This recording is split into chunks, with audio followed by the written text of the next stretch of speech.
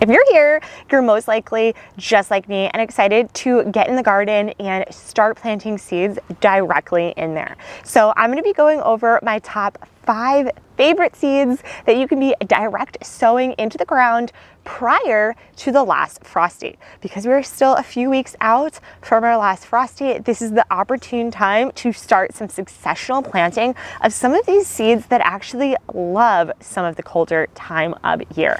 And the first major family of plants that actually loves the colder season, and you'll be planting these in the spring, in the fall, and even in the winter if you do have some type of system that you can be blocking out the snow. And these are going to be some of your leafy greens. And the first one that we're going to be talking about is lettuce.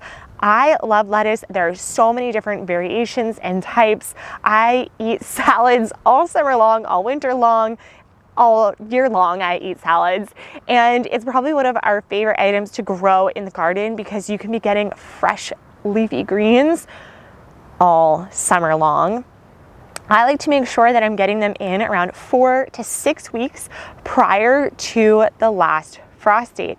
You can also be growing these into the summer, although when it does get really warm out, honestly, they're not that successful and the bugs can really get to them. So I really like to make sure that I'm getting them in the ground, I'm watering them, I'm giving them a beautiful sunny spot, and you're gonna have a lot of success with your lettuce at this time of year. Our next one here, and another leafy green, is spinach. There are a lot of variations to the spinach that you can be growing in your garden, so you can get pretty fun with this. It is a nutrient-packed leafy green that you can throw on salads, you can put in smoothies, you can saute as a side dish. There are a lot of different variations to spinach, and you can start planting these again around the 4 to 6 weeks prior to your last frost date. You can direct sow these into the ground in a nice sunny location that's getting around 4 to 6 hours of direct sunlight. Make sure that you are watering them when you put them in. And what I love about spinach is you can also be freezing this. It's a great vegetable that you can stick into the freezer and use all year long. And it is such a healthy one. Okay, I'm rifling through my binder of seeds, and then third, also a leafy green item that you can be sowing directly into the ground. It is super nutrient packed. It has definitely become very trendy, throwing it in smoothies. You can cook this up on a side dish, saute it up. You can also turn it into yummy, healthy chips, and this is going to be kale.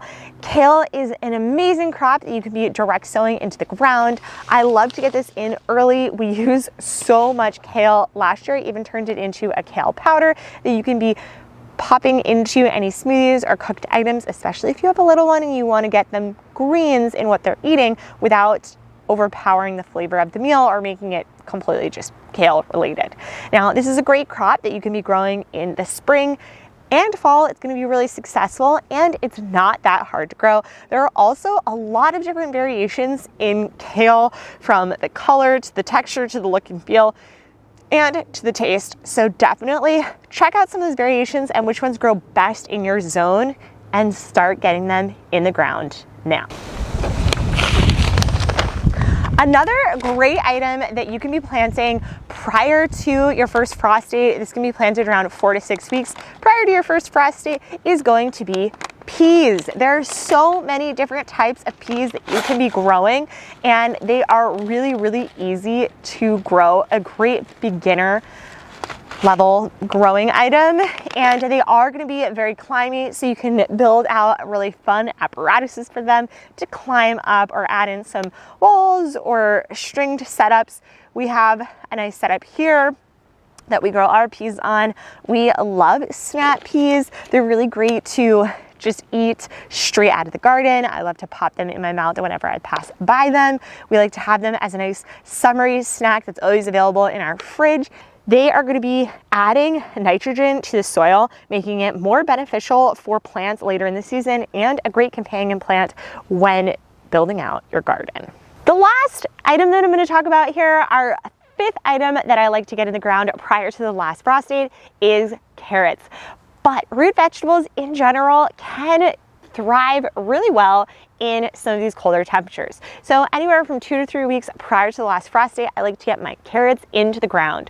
I want to make sure when I'm doing this, I'm creating a nice loose soil that I'm dropping my carrots into, and I oftentimes like to overseed my carrots. I sometimes will add them into a few other beds around the edges, and then once we're more into the season, I start to see some of those leafy green tops, I will pick out any of the overseeding that we do not want.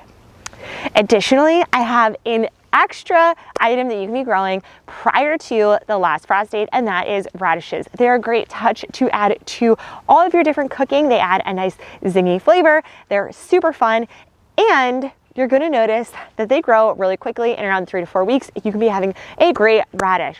I hope this is helpful. I hope that you're getting started in your garden, and we'll see you all summer long to talk more about what you can be growing and what our garden's looking like. See you guys next time. Bye.